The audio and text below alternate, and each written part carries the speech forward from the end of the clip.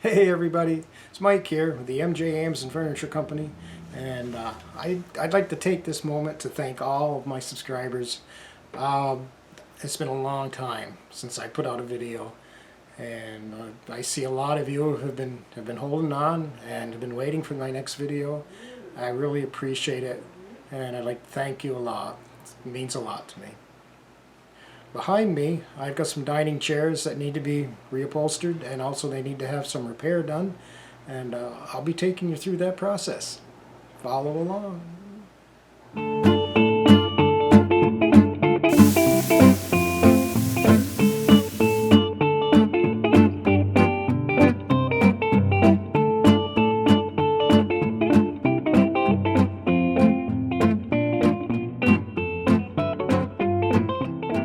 Well, everybody, here's the dining chairs that are in question. You can see they're kind of all crammed in together there. But I'll pull them out and I'll show you what needs to be done, and we'll go through them. Now, if you have chairs similar to these at home that need to be recovered, hopefully this video will help you if you're looking to do it yourself. With chairs like this, there's normally 4 screws. You just turn the chair over and you'll find a screw in each corner. Pop them out and the seat comes right off, just like that. When you flip these over, you'll find that the upholstery is held on by staples. Best way, well, a way to get these staples off, to use a Barry's staple puller. I think this is probably the best there is for doing this job. I do have a video, if you look down through the videos, that explains this staple puller and how to get it. You can buy it right through the video on my link to Amazon. If you don't want to go through the effort of purchasing one of these, just a flathead screwdriver will also work. A pair of side cutters and a mallet. The mallet's used to drive either the staple puller or the screwdriver. Just kind of slip it under and pry it up.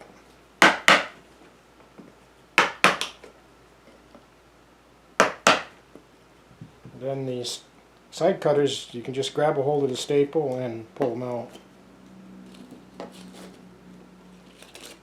I'm going to continue to take the dust cover off.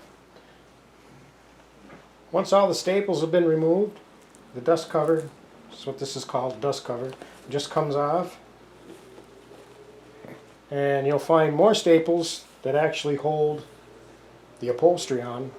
And I'm going to do the same thing I did with the dust cover, and I'm going to proceed to remove these staples as well.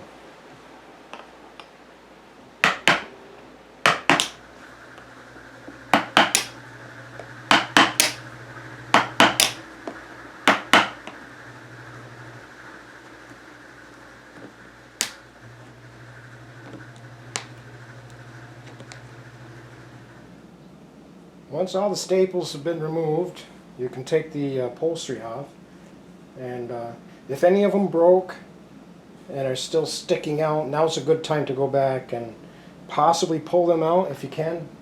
If you still can't pull them out, just take a tack hammer and pound them down or paint them over or whatever. So just protects you from getting your hands all tore up.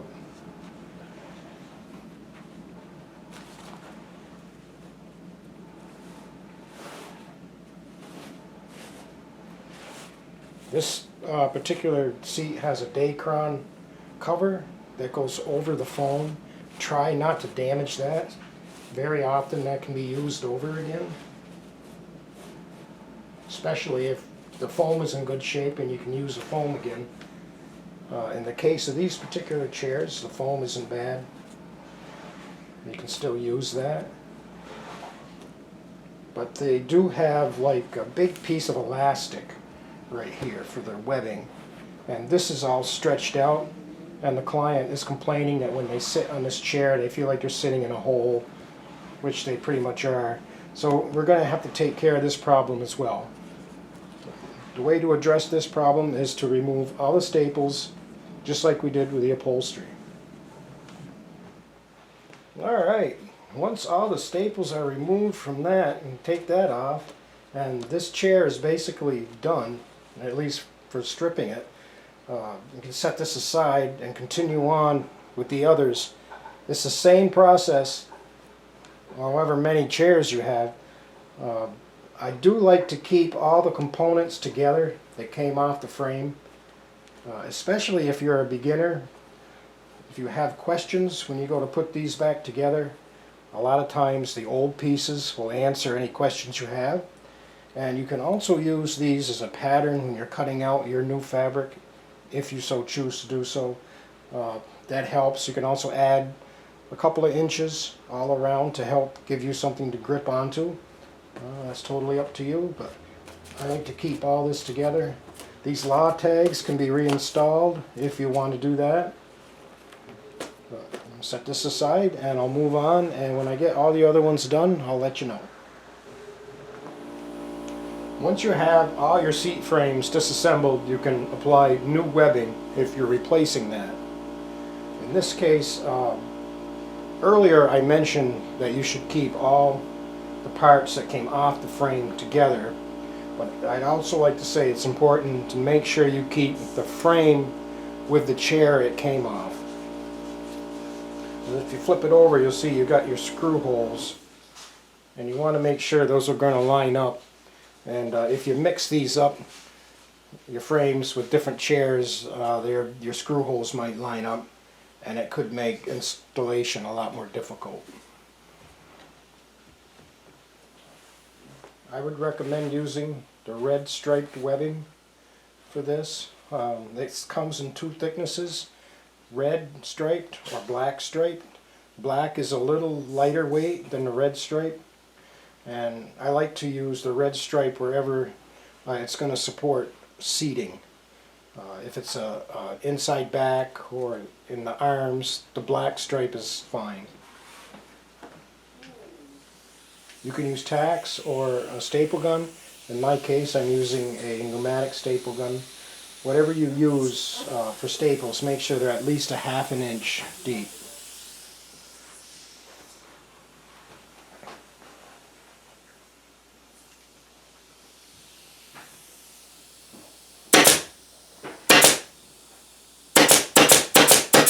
I like to do 2 rows.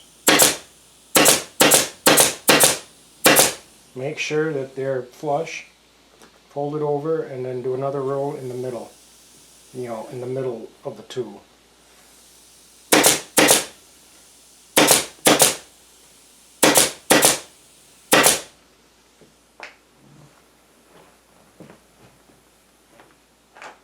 You really should use a webbing stretcher.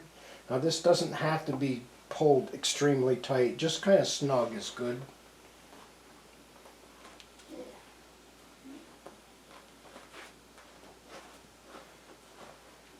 Make sure you're even.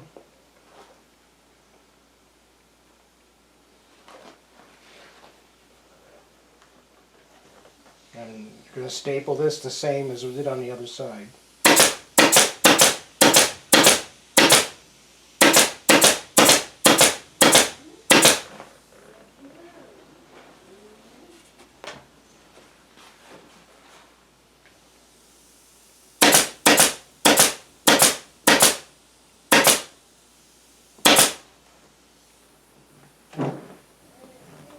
You can cut this off the roll. And we're going to do this again right about there.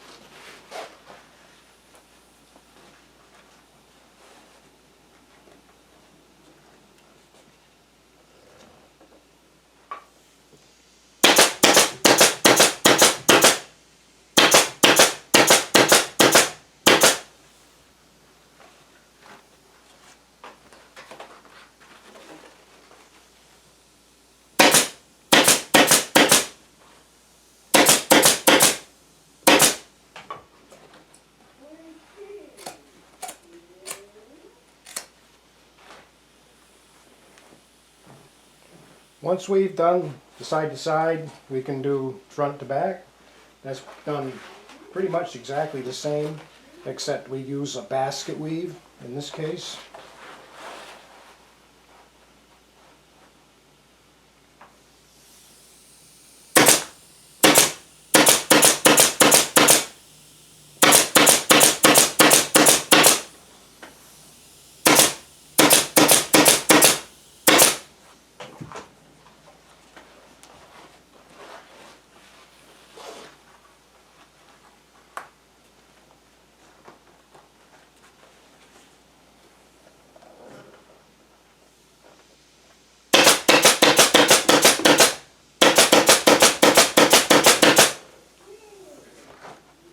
You can cut this off first if you prefer.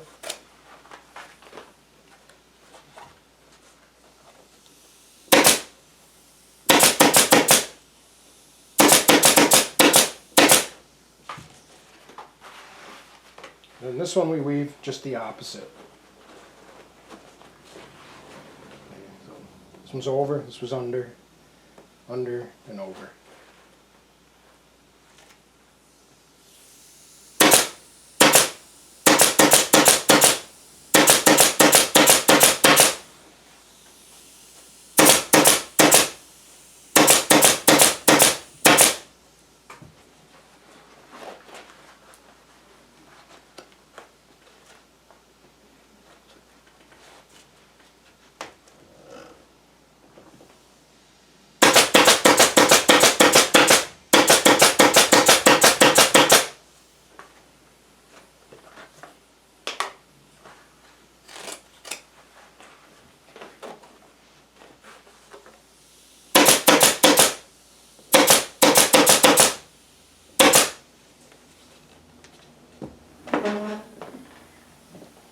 I'm sure you've noticed that we're using a different kind of webbing on these than what originally came off here.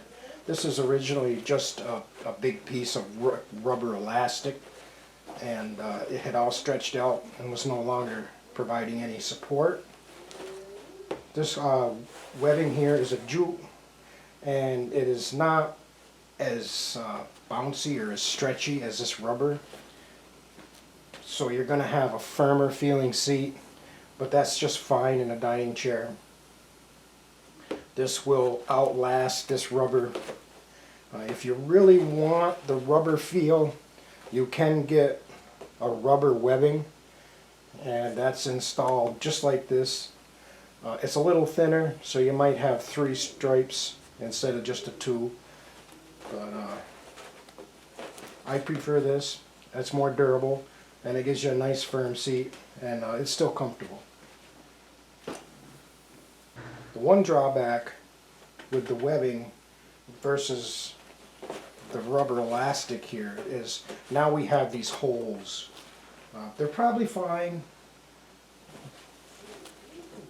It has this foam rubber, but I like to put a layer of burlap over there just to give it a little more support where we have the holes.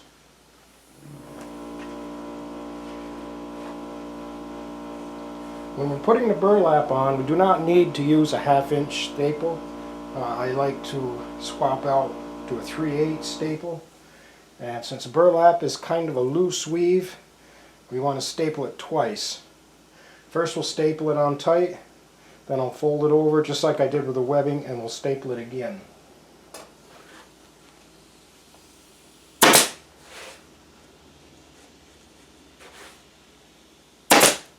I like to pull it somewhat snug, not excessively tight.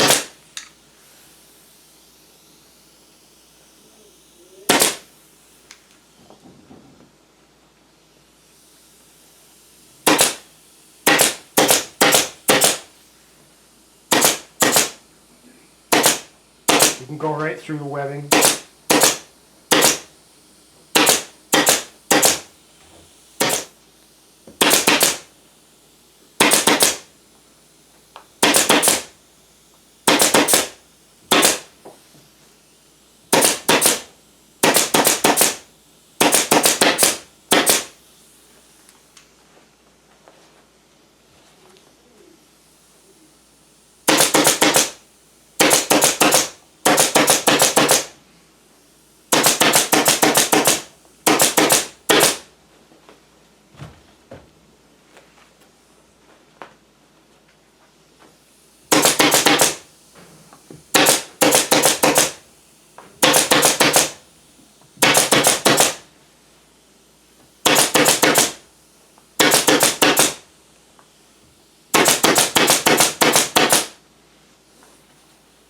Now once it's been stapled all around the perimeter, make sure everything is flush and all your staples are set. Just fold it over and staple it again.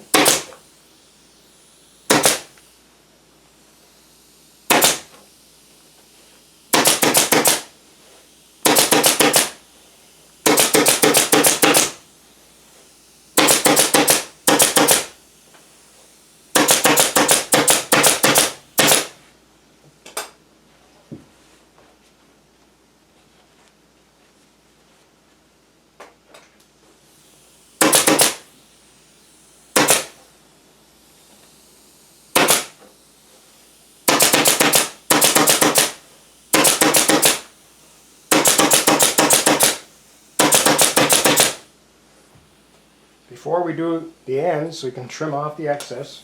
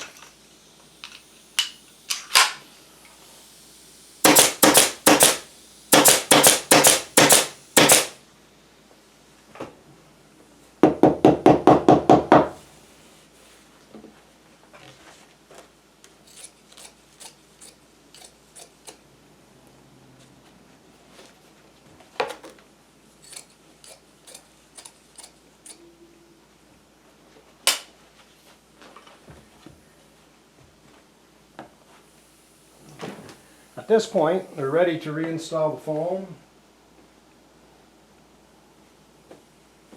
You want to get that positioned on there, square and straight. And if you want to use your Dacron over again, you can do that. I will be installing new Dacron on this project, but if you're doing it at home and you think your Dacron is fine, it's okay to reuse it. Dacron does tend to compress though and not come back when it gets old. So it's always a good idea to put on new, but it's not necessary. Once you have your frames all into burlap and you're ready for the final upholstery, you can lay your old pieces out on your new fabric. Make sure that you have the pattern going the right way. In the case of this fabric, we have little pieces of trees. This blue is like a foliage, and we want the pattern to grow up. So the trees grow up. So as we look at the chair, we want the trees to grow up. So that would mean the pattern would go from front to back. Now, if you are unsure if you have enough fabric, you could mark this out. Mark out as many as you need and make sure that's all going to fit in the fabric that you have. If you should have a fabric that has like a print or a medallion or like a big flower or something, and you may want to center that on your seat cushions.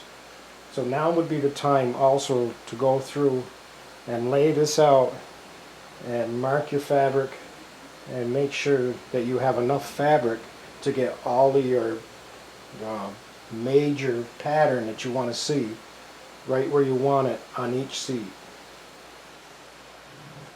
Once you have your fabric pieces all cut out, you can lay them out like this upside down and make sure you have your fabric centered just how you want it on your seat. And one thing that I'd like to mention before we go any farther, when you're laying out your fabric and cutting it, don't assume that all chairs are the same size. It's very often you'll find that the armchairs the seat is a little bit bigger on the armchairs than on the side chairs. So when you're cutting out your fabric and laying everything out before you make your cuts, make sure you check that and adjust accordingly. Now for installing the finished fabric over your frame, you can use a 3/8 staple for this. You're all done with all the 1/2 inch staples. I like to start in the corners.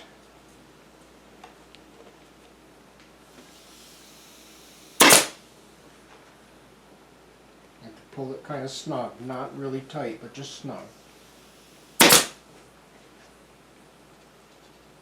Be careful that your foam doesn't move around when you're pulling on your fabric.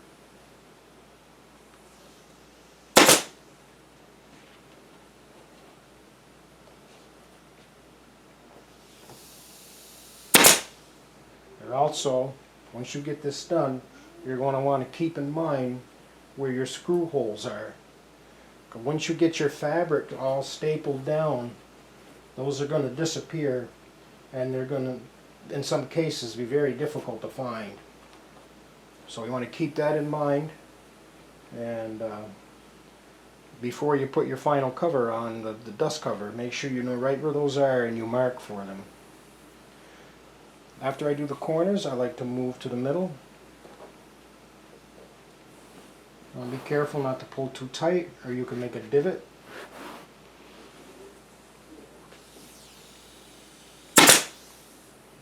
Then work the opposite side.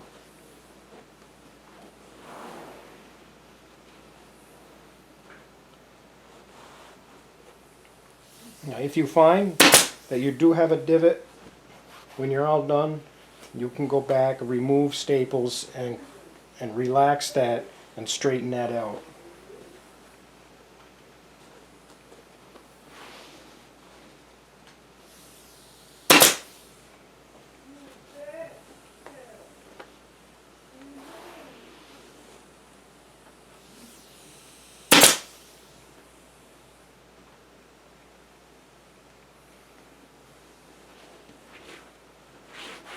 You can see it's kind of pulled in, and that's normal. We can adjust for that later. You just don't want to pull it in too tight. The next thing we need to do is go to your corners. I need to pull that down and back. And I like to take my hand and just kind of smooth this out and try to get a nice even pull right across there, and hold it with your thumb and your fingers.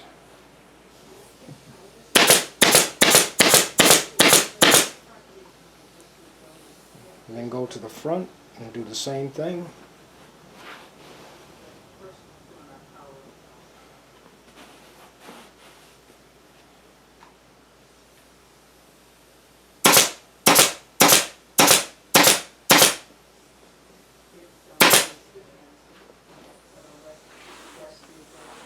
So we got a nice even pull. A little bit of a divot right there. I'll pull that staple and I'll let that relax.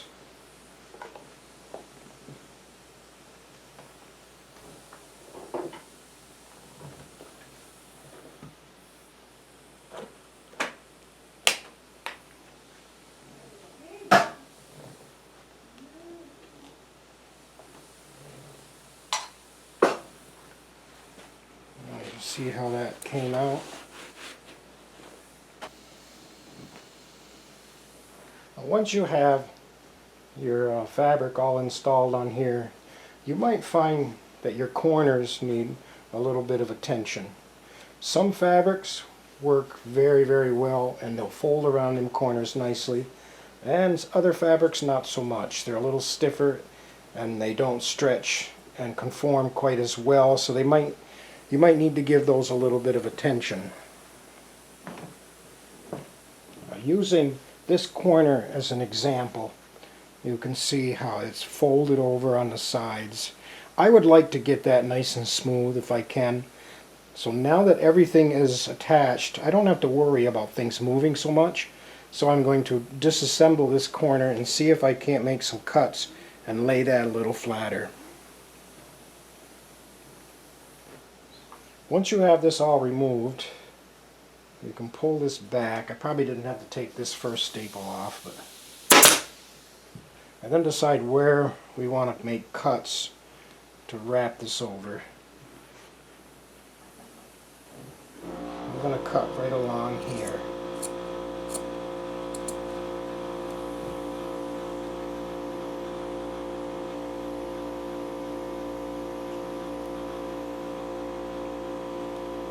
Fold that in.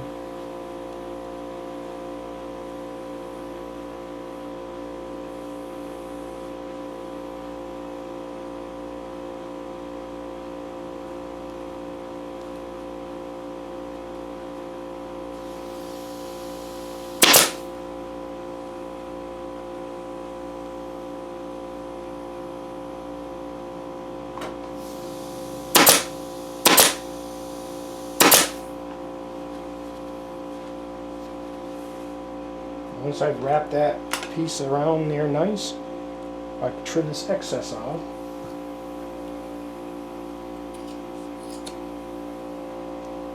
Make another cut. Try and get it so you can see it here.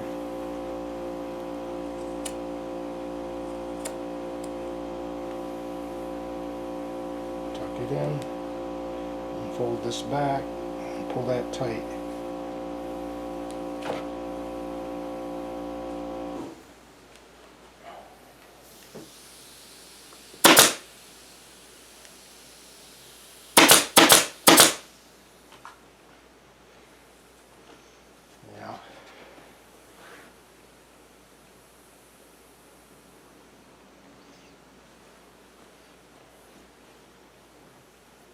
It's a little bit flatter than it was.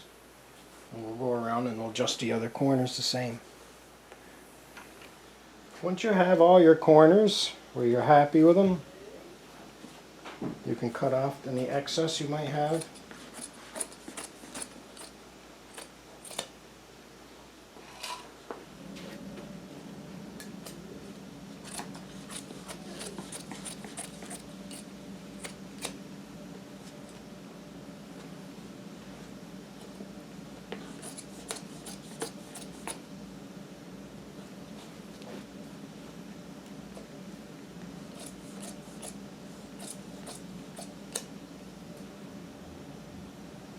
And now we can go and put on our dust cover, but you'll notice the screw holes here are locatable, and this one here, all except for this one back here, and I am going to make adjustments for that right now. I have an awl or an ice pick, and I'm just going to use my finger to try and locate it by feel.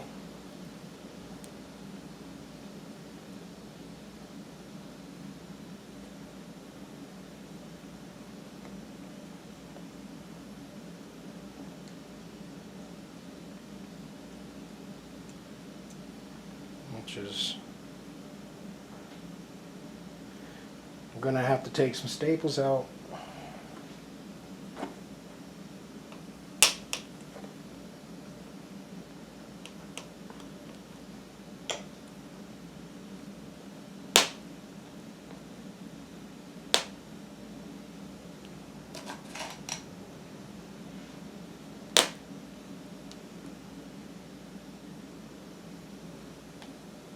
It's right there. I'm going to cut away for it.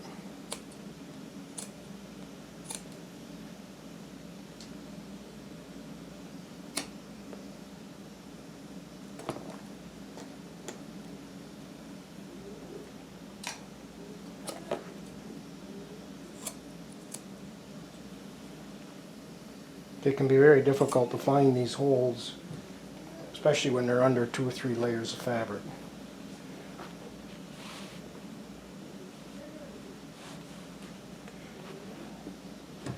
See, that made a little lump right there, so I got to pull that back in.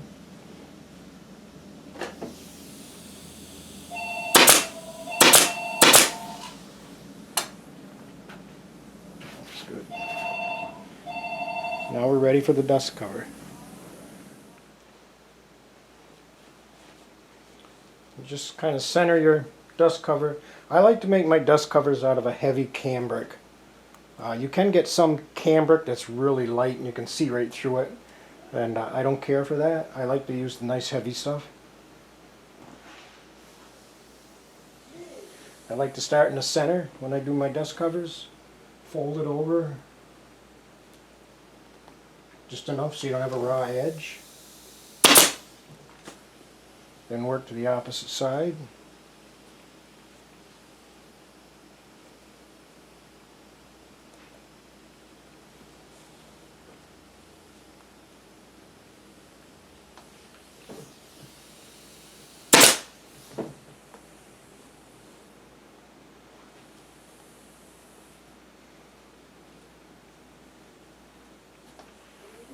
You may want to trim this a little bit.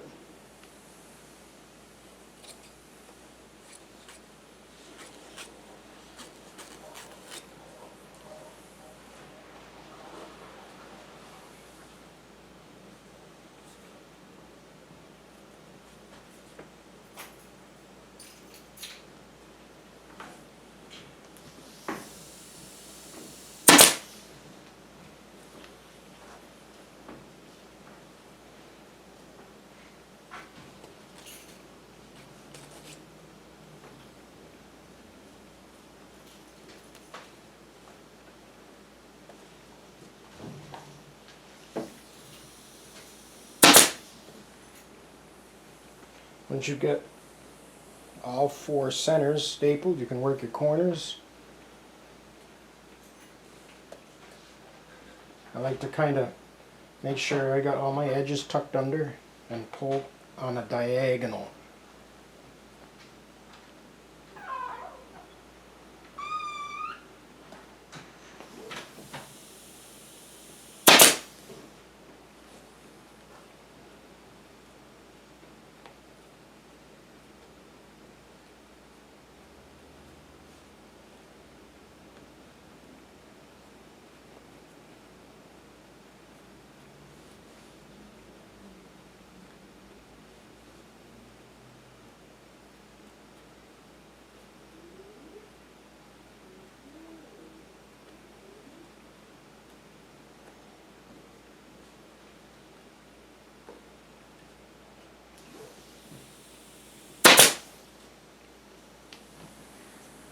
Once you're happy with the placement of your dust cover and you look good with your corners, you can go and fill in along the sides.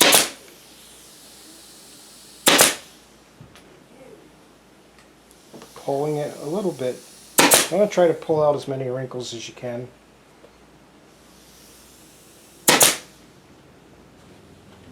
This isn't a highly critical spot. Nobody's going to see it. But we try to make it look halfway decent, you know.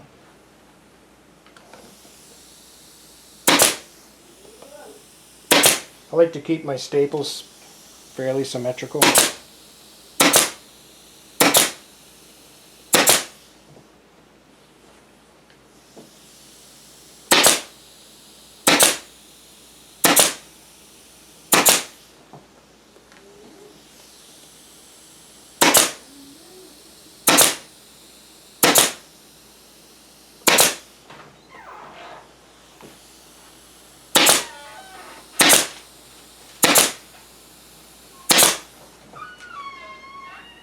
The next step would be to find those screw holes. It's not too terrible with just one layer of cambric.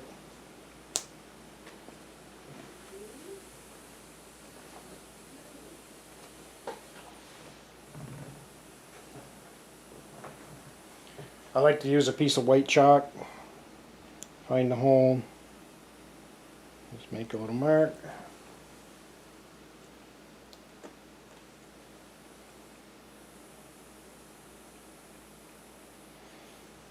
In some cases you may want to cut that out. That's totally up to you. If you do decide to cut it out, after you cut it, I like to put some staple holes or I mean some staples just to hold the cambric from tearing.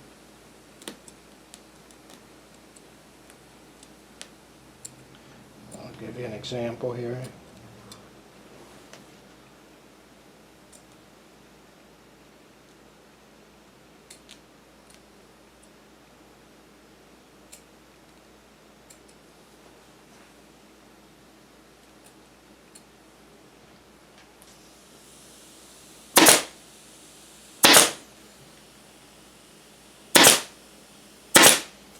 Yeah, like that. In this case, though, it's not necessary, and I won't be doing that. Well, here's the finished project. Got the seat bottoms put back in the chairs and all the screws reinstalled. These are all ready to go back to their owner. If you have a project like this, then you would like some supplies or some advice, you can reach out to us at mjamsdenfurniture.com, and we'd be glad to help. And thanks for watching.